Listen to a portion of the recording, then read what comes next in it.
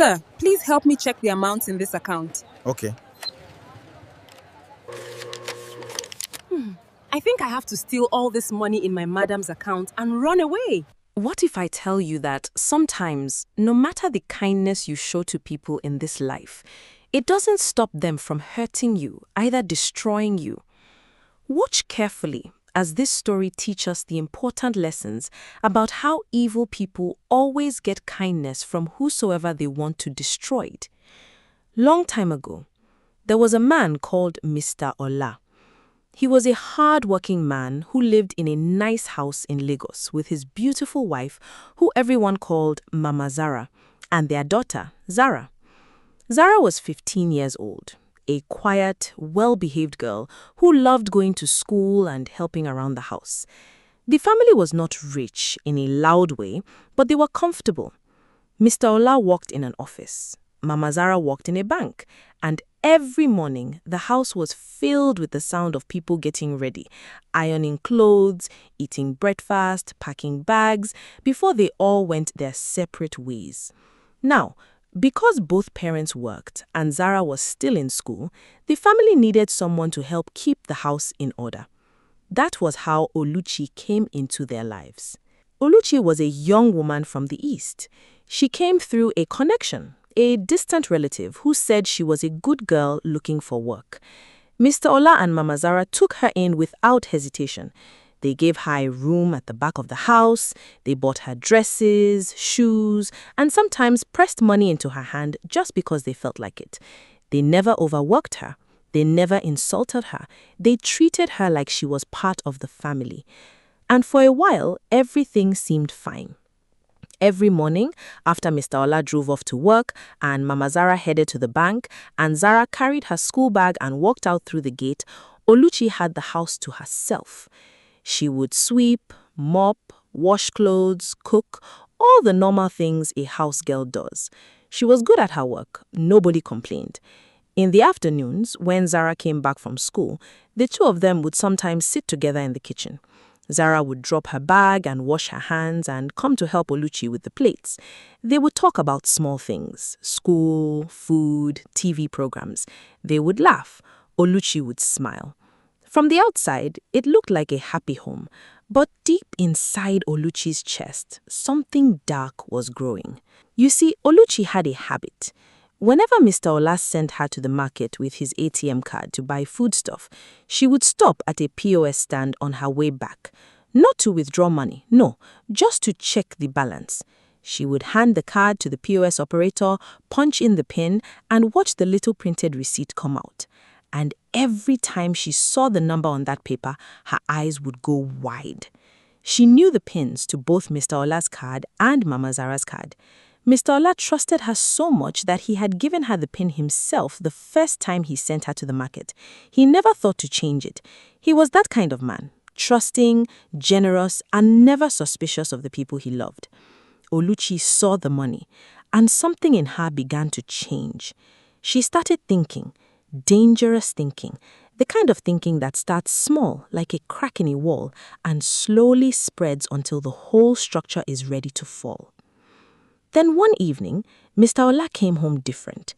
He walked in through the front door with a big smile on his face. His steps were light. He was almost dancing. Mama Zara looked up from the sofa and said, "Honey, what happened?" Mr. Ola sat down, took a deep breath and said, "The government has given me a contract." Mama Zara jumped up. "Which contract?" "A big one, billions of naira." The whole house changed in that moment. Mama Zara jumped up and hugged him. Zara, who was doing her homework in her room, heard the commotion and ran out. When she heard the news, she screamed with joy and hugged her father too. They were laughing, talking over each other, already making plans. Oluchi was in the kitchen when she heard everything. She stood very still, holding a pot, listening. Billions of naira. That night, after the family had eaten and gone to bed and the house was quiet, Oluchi sat on the edge of her bed in her small room at the back. The room was dark. She did not put on the light. She just sat there thinking. She thought about the ATM cards. She thought about the pins she already knew. She thought about all that money now coming into those accounts. And then she thought something terrible. What if they were not here anymore? She told herself she would poison the food, take both ATM cards, clean out the accounts, and disappear. Nobody would know where she went. She had no family in Lagos. She could go back east or go somewhere new, somewhere nobody knew her name. She would be rich, she would be free. She lay down on her bed and closed her eyes, and for the first time in a long time, she felt something that felt like excitement. But it was not excitement. It was evil wearing excitement's clothes. She waited for the right moment. The right moment came one Sunday. The family went to church that morning like they always did. Oluchi stayed home. That was normal. She sometimes stayed to cook so that the food would be ready when they returned. She prepared a big pot of stew and rice. She cooked with care, the way she always did, making sure everything smelt right and tasted good. But when the food was almost ready, she reached for something she had been hiding. She added poison to the pot. She stirred it in slowly, watching it disappear into the thick red stew. Then she tasted nothing. She was careful not to taste. She served the food on the dining table, covering each plate neatly, and then she went to her room and began to pack her bag. She walked quickly and quietly, folding her dresses, packing her shoes, stuffing everything into a big bag. She already knew where the ATM cards were kept. She planned to grab them the moment the family sat down to eat and things went quiet. She sat on her bed with her bag between her legs and she waited. The family came back from church in good spirits. Mr. Ola was still glowing from the week's good news. Mama Zara was cheerful. Zara had changed out of her church dress and was already chatting with her mother in the bedroom. They all came to the dining table and sat down. The food looked good. It smelled good. Everything looked perfectly normal. Mr. Ola pulled his chair closer and was about to say grace when his phone rang. He looked at the screen. His face changed. It was a government official calling, something urgent about his contract. There was a document that needed his attention immediately. He stood up from the table, apologized to his wife and daughter, picked up his car keys and said, "I will be back soon, don't wait too long." And just like that, he walked out of the house and drove away. Mama Zara and Zara looked at each other across the table. The food sat there, steaming, waiting. Mama Zara sighed. She did not like eating without her husband. It was a small thing, but the family had a habit of eating together every day, especially on Sundays. Eating without him felt wrong. Zara watched her mother's face and said softly, "Mommy, let us wait for Daddy to come back." Mama Zara thought about it for a moment, then nodded. "You are right, let us wait." They both left the table. In her room, Oluchi was still sitting with her bag between her feet. She was listening for the sounds that never came. No chair scraping, no cutlery clinking, no conversation around the table. Just silence. She pressed her ear toward the door. Still silence. She did not know what was happening. She did not dare go out to check. So she sat there, confused, waiting. Meanwhile, Zara had gone to the kitchen to get a drink of water. On her way back, she passed the dining table and looked at the food. She thought of the security man at the gate, a quiet, elderly man called Babasego, who had been working for the family for years. He was always at his post, always polite, always hungry because he worked long hours and sometimes forgot to bring food from home. Zara packed a plate of food, covered it, and carried it out to the gate. "Babasego, here is food for you." The old man's face lit up with a grateful smile. "God bless you, Zara. God bless this family." Zara smiled and went back inside. Nobody could have predicted what happened next. A few hours later, in the late afternoon, there was a loud commotion at the gate. The gateman's assistant was shouting. Mama Zara rushed outside to find Babasego on the ground, vomiting, his body shaking, his eyes rolling. She did not waste a second. She called for help, got the car, and rushed him to the nearest hospital. On the way, she called Mr. Ola and told him what was happening. He said he was already on his way back home and would go straight to the hospital. At the hospital, the doctor examined Baba Zegu and ran some tests. Then the doctor came out to speak to Mama Zara with a serious face. This man was poisoned, the doctor said. Mama Zara felt the ground shift beneath her feet. Poisoned? How? The doctor said, something he ate. His system is reacting to a toxic substance in his stomach. Mama Zara stood there with her hand over her mouth. Then she turned and looked at Zara. The food, she whispered. Zara, the food you gave him, where did it come from? From the dining table, Mommy, Zara said. The food Oluchi cooked for lunch. The color drained from Mama Zara's face. Mr. Ola arrived at the hospital minutes later. Mama Zara told him everything. The poisoning, the food, what Zara had said. Mr. Ola stood very still as his wife spoke. His face went cold in a way that his family had never seen before. Let us go home, he said quietly.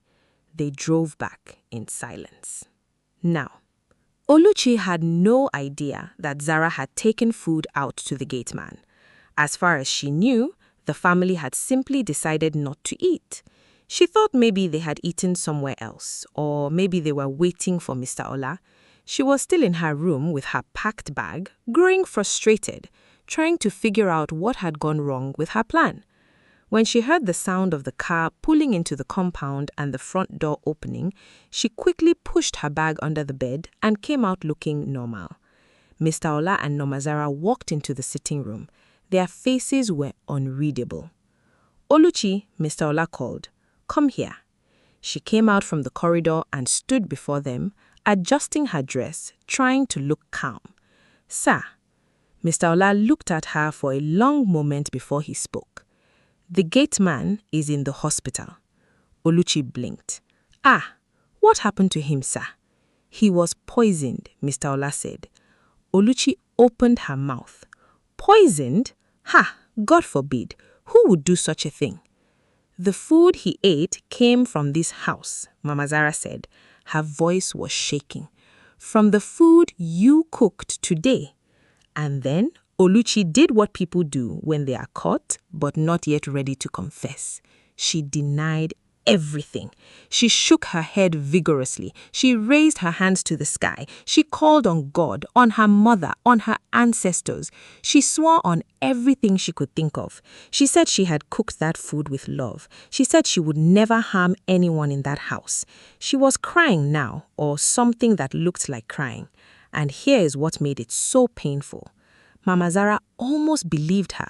Because she had loved this girl. She had trusted her. She had bought her dresses and shoes and pressed money into her hand.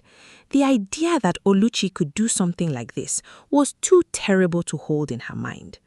Honey, Mama Zara said, turning to Mr. Ola, her voice cracking. Maybe it wasn't the food. Maybe Baba Segun ate something else. Oluchi has been with us for a long time. She wouldn't. Oluchi, Mr. Ola said, cutting his wife off gently but firmly. He looked straight at the girl. I want you to eat the food. Silence fell over the room. Oluchi's face changed.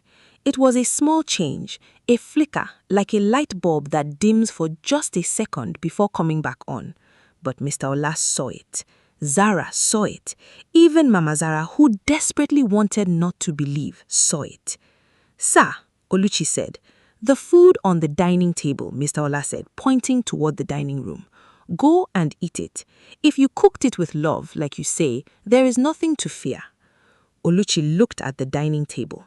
She looked at Mr. Ola. She looked at Mama Zara. She looked at young Zara standing by her mother's side. Her mouth opened and closed. Sir, I already ate. I am not hungry. I did not ask if you were hungry. Silence. Longer this time. Then Oluchi looked at the floor. Her shoulders dropped. The fight went out of her like air from a balloon. But Mr. Ola was not playing a game. He walked to the dining table, picked a spoon, scooped some food onto a smaller plate, and brought it to her.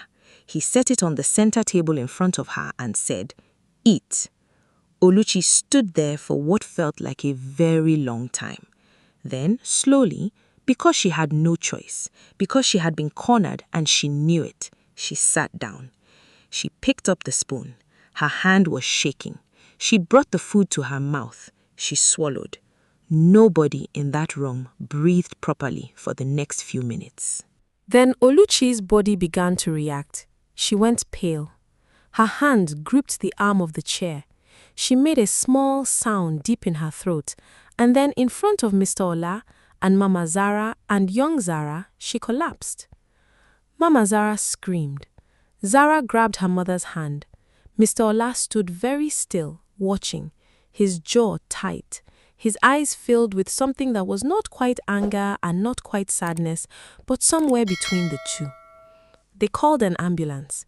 Oluchi was still conscious when the paramedics arrived, barely. As they were putting her on the stretcher, she reached out and grabbed Mama Zara's wrist. "I am sorry," she said. Her voice was thin as paper. "I was going to take your money. I knew the pins. I was going to take everything and run." Mama Zara could not speak. "I was kind to you," Oluchi said. "You were all kind to me, and I—" She stopped. She could not finish the sentence. The paramedics took her away. Mr. Ola called the police that night. The officers came to the house, heard everything, and followed the ambulance to the hospital. They stationed an officer outside Oluchi's ward. The doctors worked through the night, but the poison had already moved too deep into her system. She had eaten just enough to do what it had done to Baba Segun, and her body, smaller, already weakened by guilt and fear, could not fight it the same way. Oluchi died in the hospital the following morning, on a bed surrounded by police officers she had never imagined would be there. They found the packed bag under her bed when the police searched her room. They found a small piece of paper with both ATM card pins written down in her handwriting. They found the poison hidden in an old tin behind her wardrobe, a substance she had bought quietly over several weeks from a man she had met at the market. Baba Segun, the gateman, survived.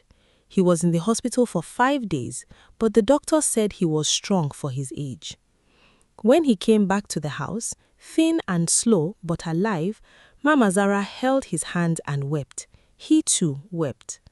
Zara, who had been the one to take food to him that afternoon, that simple, ordinary act of kindness that changed everything, sat with him in the compound and said nothing.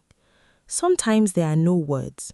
Sometimes you just sit with someone and let the silence say what words cannot. Mr. Ola received his government contract. The money came. The family's life continued. But things were different after Oluchi. Not worse, not broken, just different. More careful, more grateful.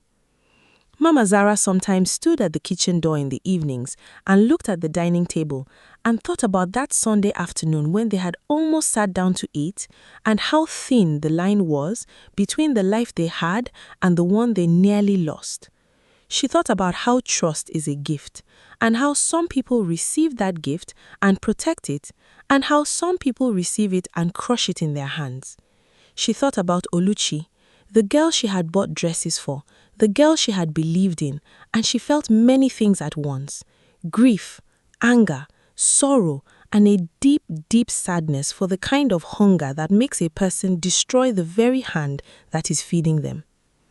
This is the story of the evil house help. Moral lesson: kindness should never be repaid with evil. When someone opens their home and their heart to you, honor that generosity, because a person who bites the hand that feeds them will eventually destroy themselves. Greed is a dangerous poison of its own. Contentment is a gift. The moment greed enters the heart, it slowly destroys reasoning, conscience, and ultimately life itself. Greed does not make you rich, it makes you reckless. Small acts of kindness carry great power. It is never the grand gestures that change everything. It is the quiet, simple, unnoticed moments of doing good that can turn the direction of an entire situation. Never underestimate the power of a kind act, no matter how small it seems. Evil always exposes itself.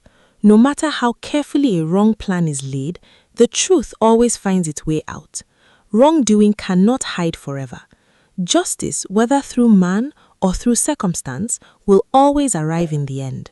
Do good always, not because people are watching, but because it is who you are. The end.